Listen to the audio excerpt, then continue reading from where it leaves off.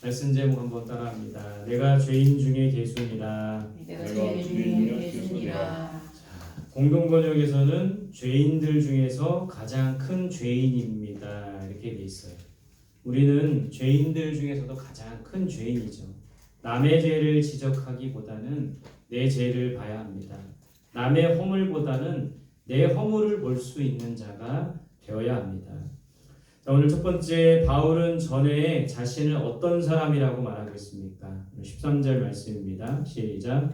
내가 전에는 비방자요 박해자요 폭행자였으나 도리어 긍휼을 입은 것은 내가 믿지 아니할 때에 알지 못하고 행하였습니다. 자, 바울은 전에 자신이 어떤 사람이라고 했습니까? 첫 번째는 비방자라고 했어요. 그리스도를 비방하며 모독했다고 합니다. 그 예수님 시대에 예수님을 비방하고 모독했던 사람들이 누굽니까? 유대인들이죠. 바리새인입니다. 제사장들이었어요. 서기관들이 예수님을 비방하고 모독합니다. 예수님을 조롱하면서 자칭 하나님의 아들이라고 했고, 예수님이 나는 하나님의 아들이라고 말한 것이 하나님에 대한 신성 모독이라고 말을 했습니다. 오늘 이 유대인과 바리새인들, 서기관, 대제사장들은 왜 예수님을 모독하고 비방했을까요? 그것은 그들이 예수님께서 하나님의 아들이시고 메시아인 것을 몰랐기 때문이라는 거예요. 바울도 전에는 이 예수님을 알지 못했습니다. 그저 예수님은 신성 모독을 하는 자고 죄인이고 이단의 괴수라고 생각했던 것이죠. 그러나 이 바울이 예수님을 올바로 알게 됩니다. 우리도 예수 그리스도를 올바로 알아야 돼요. 올바로 알지 못하면 비방자, 모독자와 같이 될 수 있다는 것이죠. 두 번째, 이 바울은 자신을 뭐라고 합니까? 박해자라고 말하고 있어요. 바울은 예수 그리스도를 믿는 자와 교회들을 박해합니다. 그들을 이단으로 정죄해서 잡아서 옥에 가두는 일을 바울이 했던 거예요. 그것이 옳은 일이고 바른 일이라 생각했던 겁니다. 바울이 왜 이런 일을 했던 겁니까? 왜 교회와 성도들을 박해한 겁니까? 그것은 예수 그리스도를 만나지 못했기 때문입니다. 예수를 만나지 못했기 때문에, 예수를 알지 못했기 때문에 그 예수 믿는 자들을 박해하고 힘들게 했던 것이죠. 바울이 부활하신 예수님을 만나고 나서 자신이 했던 일이 잘못된 일인 것을 깨달았다는 거예요. 우리도 예수 그리스도를 만나야 합니다. 그래야지만 우리의 잘못을 깨닫게 되고 우리의 죄를 깨닫게 되고 우리가 잘못된 방향으로 가는 것을 깨닫게 된다는 거예요. 예수 그리스도를 알고 예수 그리스도를 만나는 우리들이 될 수 있기를 바랍니다. 세 번째, 바울은 뭐라고 합니까? 폭행자라고 했어요. 공동번역에 보면 학대하던 자였다. 예수 그리스도를 직접 학대한 것은 아닙니다. 예수를 믿는 자를 핍박하고 박해했던 것이죠. 폭행이나 학대는 그리스도와 어울리는 것들이 아닙니다. 참된 그리스도인들은 폭행과 학대를 행하지 않는 것이죠. 나보다 약한 사람, 가난한 사람, 힘없는 사람, 나와 다른 사람을 학대하거나 폭행하지 않는다는 것이죠. 그것은 그리스도의 정신이 아니라는 겁니다.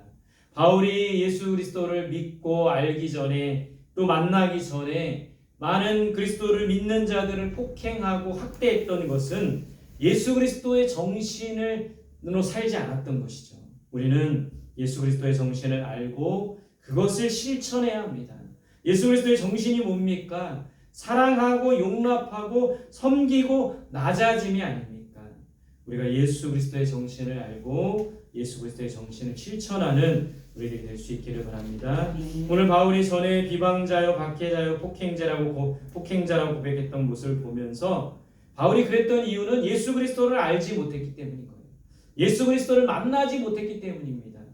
알지 못하고 만나지 못했기 때문에 예수의 정신을 알지 못했던 것이죠.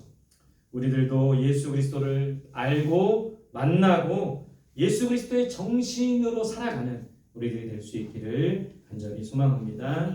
자, 바울이 비방자요, 박행자요, 폭행자라고 했을 때 무엇이 자신에게 임했다고 했습니까? 14절 말씀입니다. 시작. 주의 은혜가 그리스도 예수 안에 있는 믿음과 사랑과 함께 넘치도록 풍성하였도다. 비록 비방자요, 박해자요, 폭행자였지만 하나님의 무엇이 임했다고 돼 있어요. 첫 번째는 주의 은혜가 임했다고 했어요. 예수 그리스도를 믿는 자들과 교회를 박해하고 비방하고 학대했는데 바울에게 임한 것은 주의 은혜가 임한 것입니다. 은혜는 값없이 주시는 선물이죠. 예수님에게 교회에게 바울은 원수와 같은 사람이었지만 하나님께서는 바울에게 은혜를 베풀어 주셨어요. 그 은혜가 바울을 변화시키고 새롭게 했다라는 거예요. 여러분, 은혜가 사람을 변화시킵니다. 은혜가 사람을 새롭게 하는 것이죠.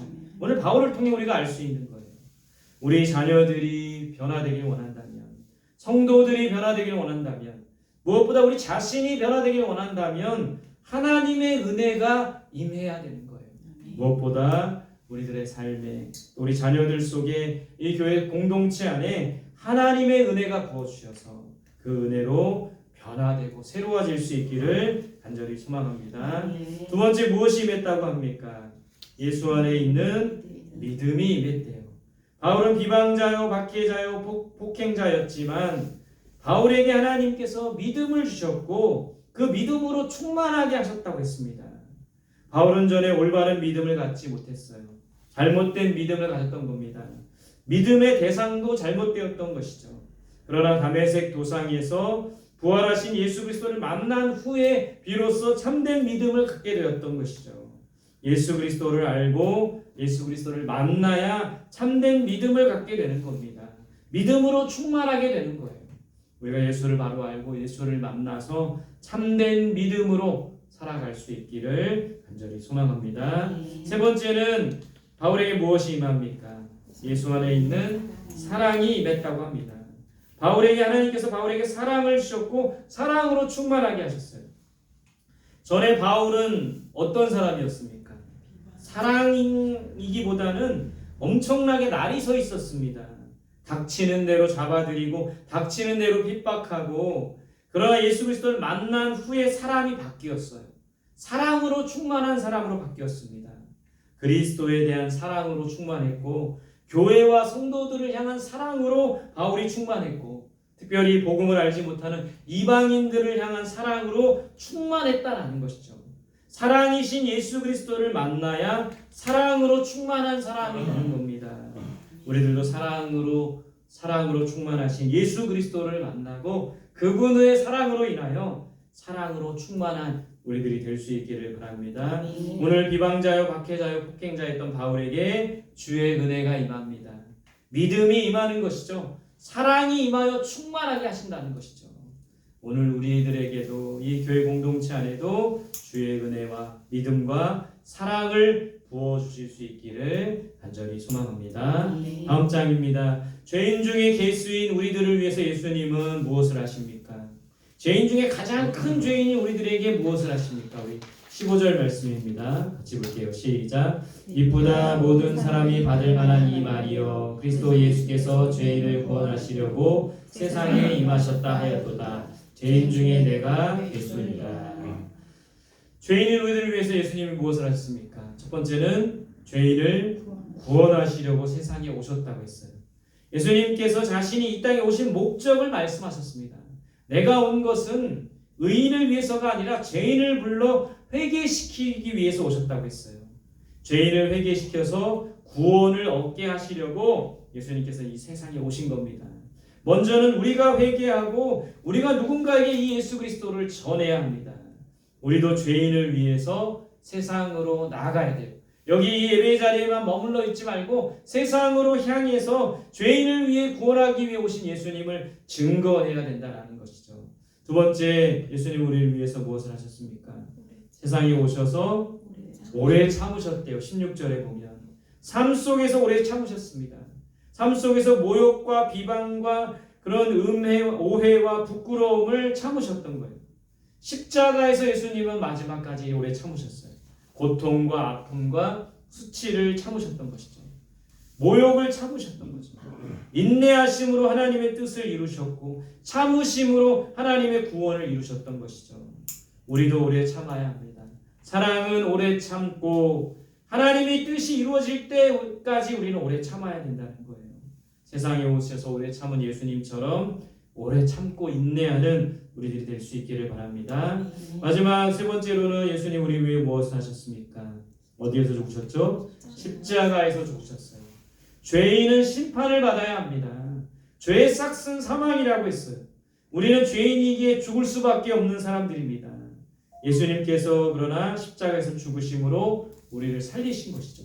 예수님께서 십자가에서 외치신 말은 이 말이에요. 다 이루었다. 이 말은 완납했다. 죄값을 다 치렀다.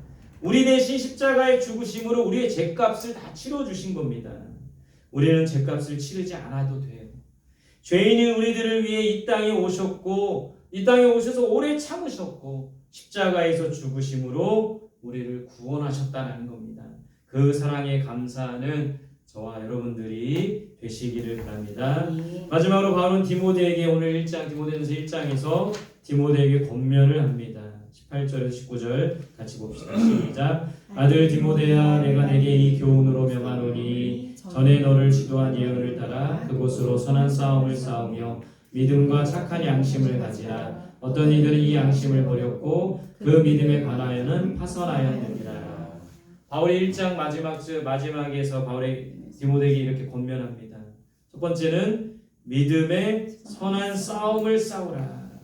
오늘 우리 18절 말씀에 그것으로 디모데야 이 교훈으로 명하노니 그것으로 선한 싸움을 싸워라. 그것은 뭘까요? 하나님의 교훈이고 하나님의 말씀이죠. 말씀으로 선한 싸움을 싸우라고 말하고 있어요. 무엇과 싸우라고 합니까? 하나님을 대적하는 것과 하나님을 거역하는 이 세상과 싸우라는 것이죠. 무엇으로 싸워야 합니까? 믿음으로 싸워야 되는 거예요. 그래서 이 싸움은 믿음의 선한 싸움인 겁니다. 믿음의 방패를 들고 말씀의 검을 들고 싸워나가라고 권면하고 있어요. 믿음의 선한 싸움을 싸우는 우리들이 될 수 있기를 바랍니다. 두 번째 어떤 권면을 합니까? 믿음과 착한 양심을 가지라. 착한 양심은 어떤 겁니까? 양심이라는 것은 사전에 이렇게 돼 있어요. 선악을 판단하고 선을 명령하여 악을 물리치는 도덕의식. 선악을 판단하는 게 양심입니다. 선을 명령하여 악을 물리치도록 하는 도덕의식이 양심이에요. 이제 착한 양심은 공동번역에 보면 맑은 양심이라고 돼 있어요. 표준세 번역에는 선한 양심이라고 돼 있어요. 그러니까 착한 양심은 그릇된 것을 바로잡아 이야기할 수 있는 능력입니다. 그릇된 것을 알고 바로잡으려는 마음이 바로 선한 양심이에요. 예를 들어 여러분 양심이 찔린다 이게 무슨 말입니까? 양심이 찔린다는 거는 아직도 그 마음속에 선하고 착한 양심이 있다는 거예요. 여러분 이런 말도 들어보셨어요? 양심에 털났다 무슨 말이에요? 양심 불량이라는 거예요. 양심에 찔림이 없는 거예요. 아주 염치 없고 뻔뻔한 사람들을 양심에 털났다라고 말하는 겁니다. 잘못된 것을 잘못 모르고 고치려고 하지도 않는 그런 거. 그게 바로 양심에 털난 것이죠. 우리는 선한 양심을 가져야 돼요. 맑은 양심을 가져야 합니다. 선한 양심을 가져서 잘못된 것을 알고 판단하고 고치고 바르게 할 수 있어야 된다는 것이죠. 그런 선한 양심을 가질 수 있기를 바랍니다. 세 번째 이 바울은 뭐라고 권면합니까? 믿음에 관하여 뭐하지 말라? 파선하지 말라. 무슨 뜻입니까? 믿음에 관해서 파선한다는 것은 진리에서 떠난 믿음인 거예요. 믿음이 주저앉고 믿음을 잃어버리는 겁니다. 항상 우리의 믿음을 굳게 지켜나가야 돼요. 믿음을 잃지 않아야 합니다. 믿음이 날마다 성장해야 돼요. 그러기 위해서 어떻게 해야 됩니까? 믿음은 말씀을 들으면서 나온다고 했습니다. 더 말씀을 잘 듣고 말씀에 순종하는 삶을 살아갈 때 믿음에 관하여 파선하지 않는 그런 믿음을 잃어버리지 않는 그런 사람이 된다는 것이죠. 하나님의 말씀을 잘 듣고 순종하여 우리의 믿음이 더욱 생기고 우리의 믿음이 더욱 성장할 수 있기를 바랍니다. 여러분 바라기는 우리 자녀들이 믿음에 파선한 자녀들이 되지 않도록 우리 성도들이 믿음을 잃어버리지 않는 사람이 되도록 늘 깨어 하나님의 말씀을 듣고 믿음의 선한 싸움을 싸우며 착한 양심을 가지고 살아가는 온 성도들과 우리 자녀들 또 우리 모두가 되시기를 간절히 소망합니다. 함께 주신 말씀 붙들고 기도합니다. 오늘 주신 말씀 붙들고 첫 번째